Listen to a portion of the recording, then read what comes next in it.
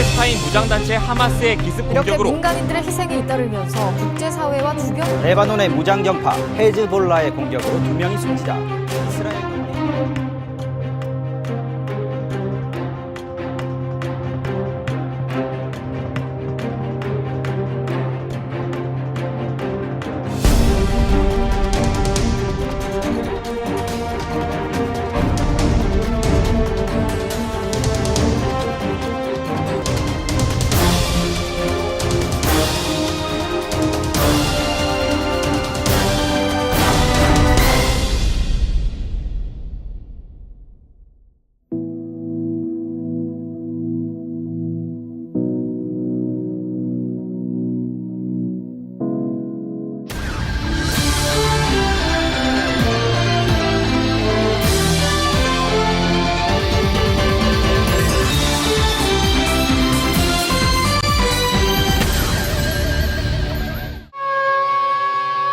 Coming up on Jerusalem Dateline, keeping up the pressure in Gaza and debating post-war security, uncertainty for evacuees from northern Israel until they can return home in safety.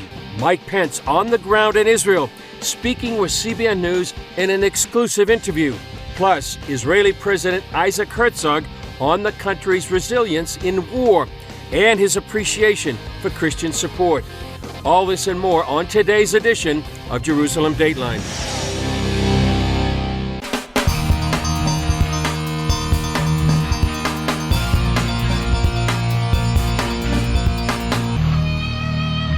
Hello and welcome to Jerusalem Dateline. I'm Chris Mitchell.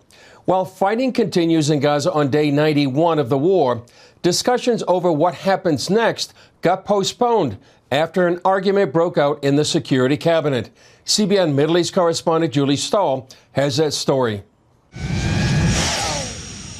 As fighting continues in the Gaza Strip, Israel is trying to come up with a plan for governing the volatile area after the war ends.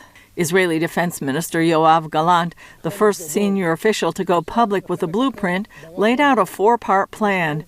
It includes ongoing Israeli military control of the overall security situation, a multinational task force led by the U.S., along with European and moderate Arab nations, to oversee civil affairs and economic rehabilitation of Gaza.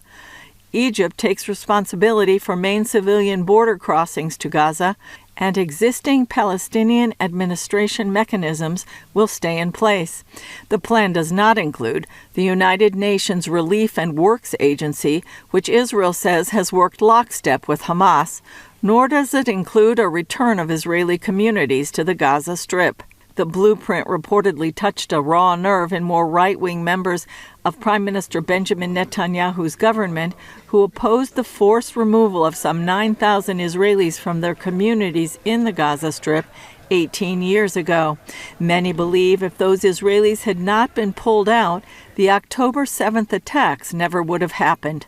As the war continues, U.S. Secretary of State Antony Blinken is on his way to Israel for the fourth time in 3 months, expected to focus on trying to prevent the Israel-Hamas war from spreading in the region. Netanyahu met with visiting U.S. Senator Lindsey Graham Thursday, who said he was committed to bringing stability to Israel. Graham visited Kfar Aza, one of the 22 communities worst hit by the Hamas massacre on October 7th. This attack was primarily motivated, I think, to stop the effort to reconcile between Saudi Arabia and Israel to build on the Abraham Accords. The brutality here was so strong and so visible, making it impossible for Israel not to respond. The destruction of Hamas is non-negotiable. Whatever it takes, as long as it takes. And the Israeli military is pursuing that mission of destroying Hamas. Inside Gaza, the Israel Defense Forces raided a Hamas base that included a branched underground network connecting to an underground weapons factory. There were a number of trap doors to make it difficult to get into. Behind the doors were explosive materials, machines, and other tools from which they created long-range rockets and other means of warfare used for carrying out terrorist operations for years on the territory of the State of Israel. A day earlier, IDF spokesman Rear Admiral Daniel Hagari noted that international intelligence agencies led by the U.S. are supporting Israel's findings on the terror infrastructure under Shifa Hospital.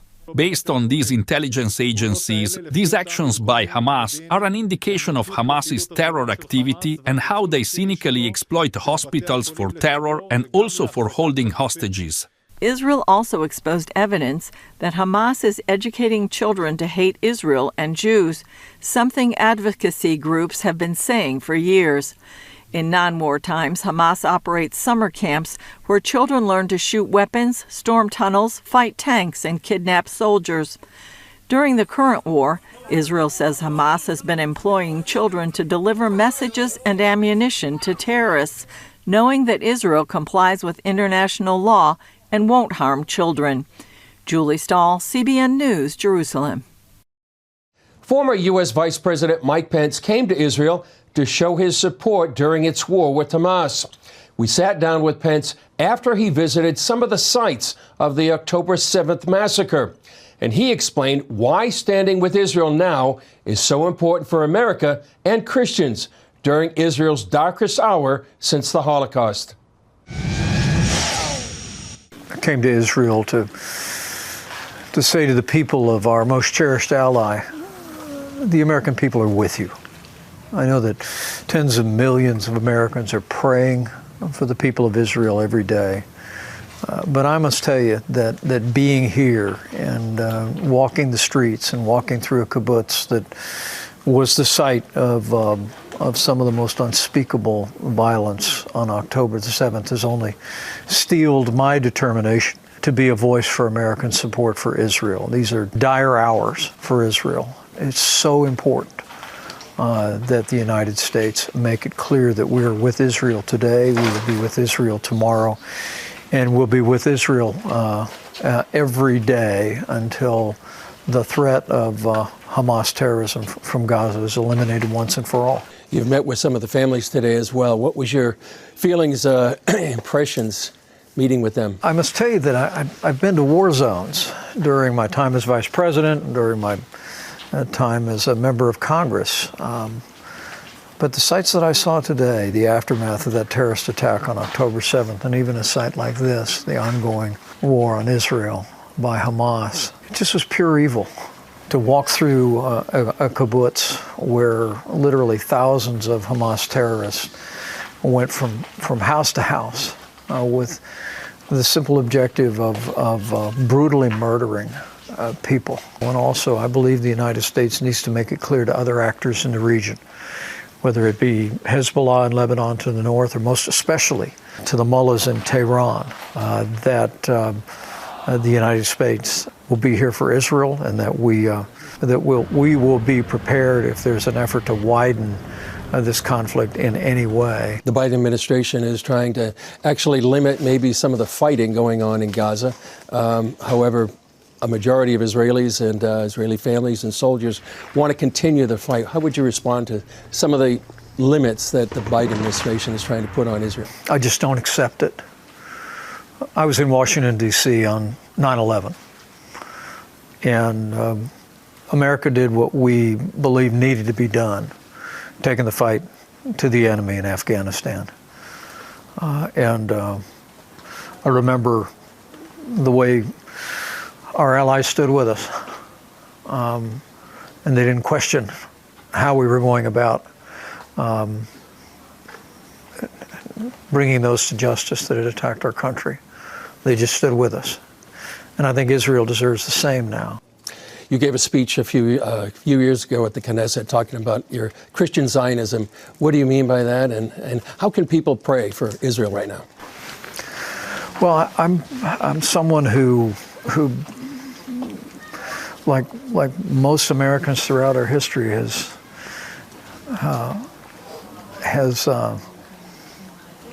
cherished the notion of the Jewish people returning to their homeland. Literally, you can look at the American founding and see a Zionist movement where preachers and pastors were calling for the return of the Jewish people to their homeland. And in 1948 it happened, and America became the first nation on earth to recognize Israel.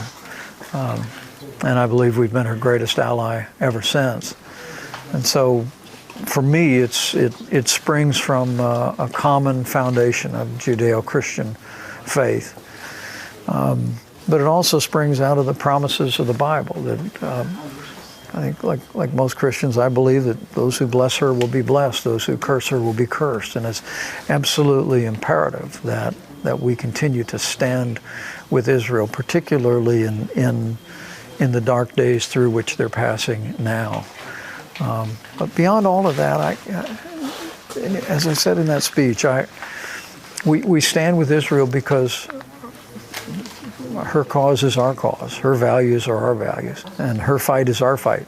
And I really believe that this is a moment where that relationship has been more important than ever before. And I just thought it was important for me to come here as a former vice president, but also just as an everyday American of faith, to look the people of Israel in the eye and say, we're with you, we'll stand with you, we'll be with you until the peace and security is restored. And I believe Israel and America will be blessed for that.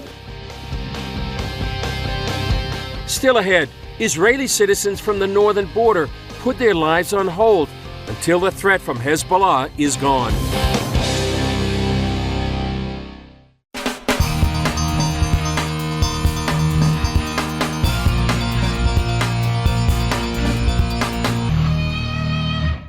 Following the Beirut strike, which killed a major Hamas leader, a ground war in Lebanon could be closer than ever.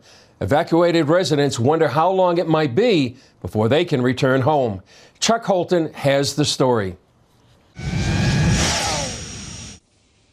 Kibbutz Yiftah sits only 2 kilometers from the Lebanese border, and its people have been living in hotels since early October. It appears they may not return home anytime soon. I think the less safe I feel is right here on the road. But I have faith. When I was alone with the kids, the room was fine, and I wanted my kids to be close to me because they were frightened and they had anxieties before they go to sleep, and they asking about Dad. But now when he came back and we are in this little room, and it's very crowded and it's very small, and we're trying to be thankful with the things we have. We have each other. The close proximity of Yiftah to the Lebanese border, however, adds to the sense of fear about going home. With the escalating conflict, these residents are pressuring the Israeli government to do whatever it must to allow them to reclaim their lives. We are much closer to the border than most of the kibbutzim in the Gaza Strip.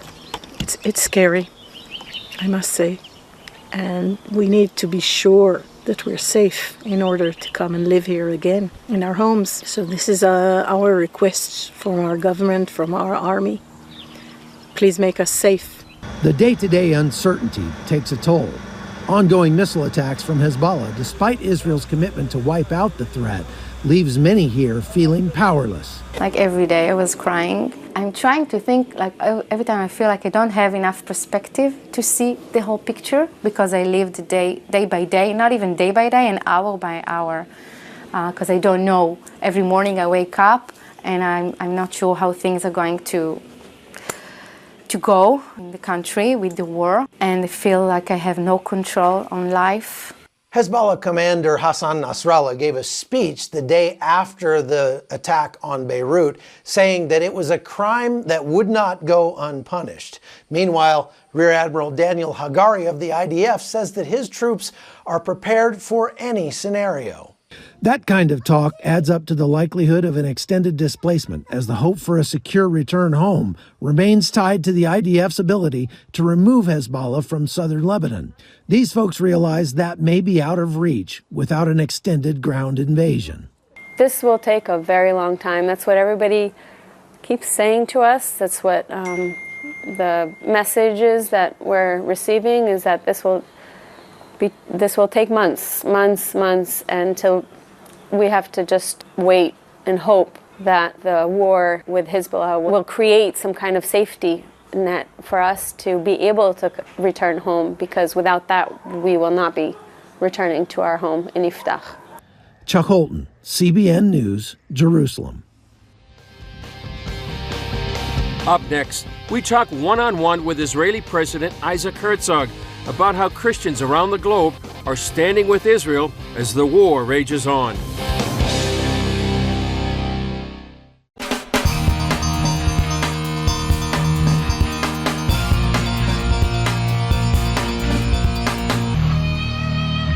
Over the holidays, CBN Middle East correspondent Julie Stahl interviewed President Isaac Herzog about the current state of Israel and what Israel needs to do in this moment. Here's part one of their wide-ranging conversation. President Herzog, thank you for joining us on CBN News. Thank you, Julie. So since October 7th, Israel is in probably one of the worst times it's been in since it was established. How do you feel about the situation now? Do you believe Israel is going to come out victorious? So we are at war, and the war that we are holding is not only a war between Israel and Hamas. It's a war that has to define civilizational values, and it has to define the way the family of nations operates. We're in a way protecting the values of a major part of the world who believes in freedom, liberties, democracy.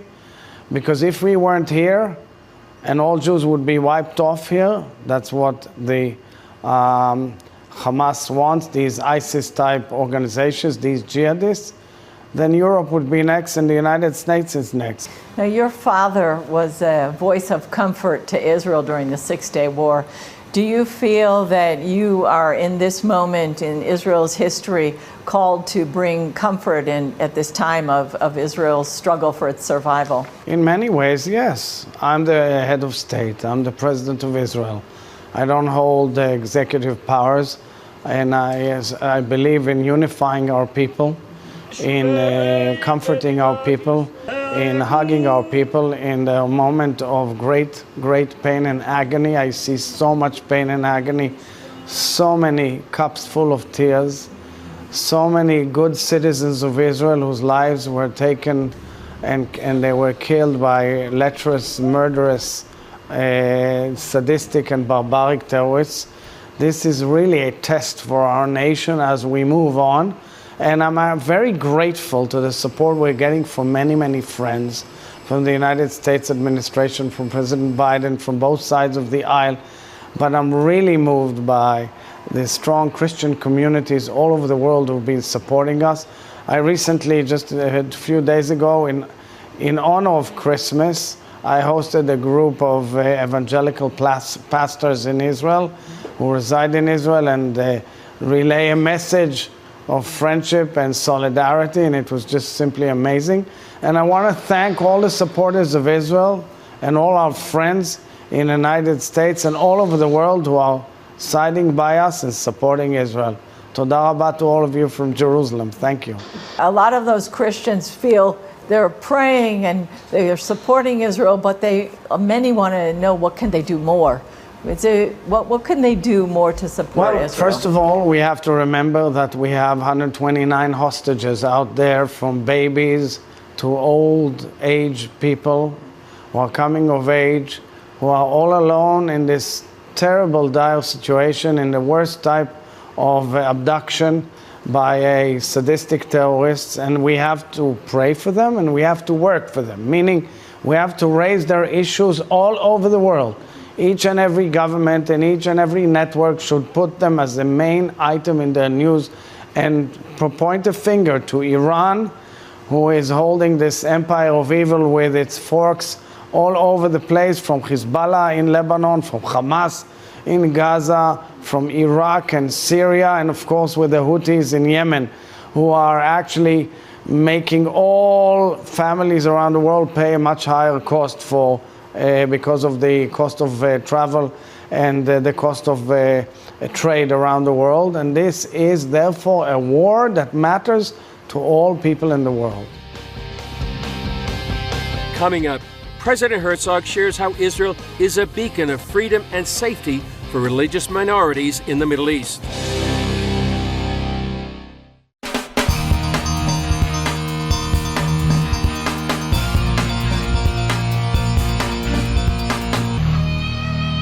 Here's the second part of Julie Stahl's conversation with Israeli President Isaac Herzog. Take a look. Israel is the state of the Jewish people, or the Jewish state, but you have lots of minorities here. You have the Muslims, the Christians, Druze, Bedouin. How do they really have freedom of religion here? Are their holy sites protected? How are they responding? Absolutely. Israel is strongly committed to protection of all the holy sites. Israel is extremely committed to it from the day of its creation. Moreover, I would say that every year I have an annual gathering of all the Christian leaders, all the leaders of the Christian communities in the Holy Land. Usually a very joyous event. On Thursday we convened. It was a sad event. There was no music. It was only a discussion on how much pain everybody is enduring and suffering. However, I repeated and reiterated Israel's full commitment to the protection of all Christian communities in the Holy Land, to the freedom of religion, to the freedom of practice, and of course the protection of the holy sites. How does that compare to the countries around Israel? So we are the only country in the region which is democratic, which has full freedom of speech as far as possible, fully protected by our Supreme Court, which is a strong independent judiciary. We have the right of free speech embedded in our DNA, and it's very impressive in a country fighting terror. All the countries around us are dictatorships and autocratic, and therefore it's not promised that the freedom of religion will be there. There are countries around us where the freedom of the Christian communities is questionable.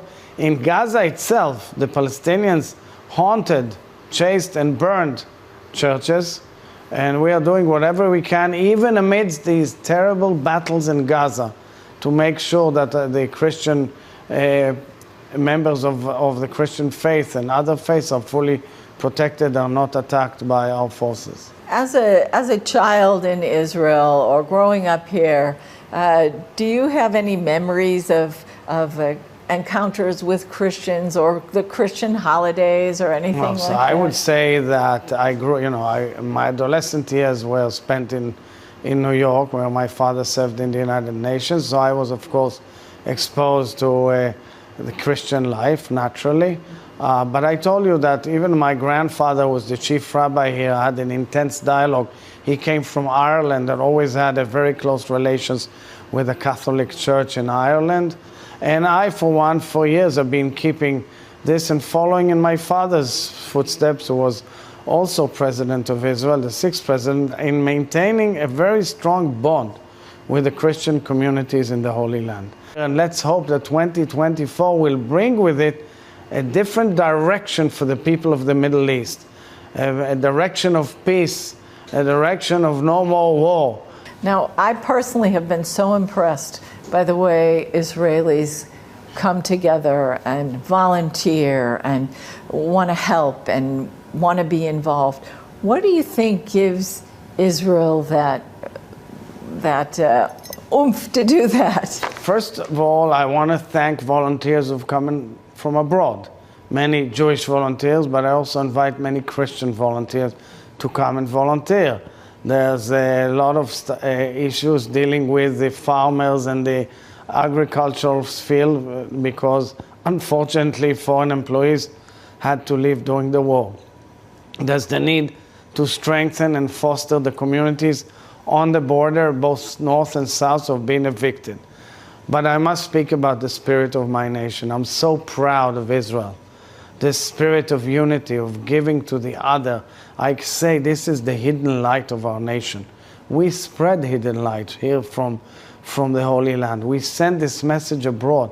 Love thy neighbor as thyself, and people are doing this big time. And I'm so proud and so honored to head this nation, which has shown again that it is resilient and strong, optimistic, and shall overcome. Well, thank you very, very much President Herzog, for joining us. Our prayers are with you, and we really are praying for the best. Thank you. Well, that's all for this edition of Jerusalem Dateline. Thanks for joining us. Remember, you can follow us on social media and access CBN content through our CBN News and other CBN apps. And remember to continue to pray for the safety of IDF soldiers, all those caught in harm's way, and for the safe return of all the hostages. I'm Chris Mitchell. We'll see you next time on Jerusalem Dateline.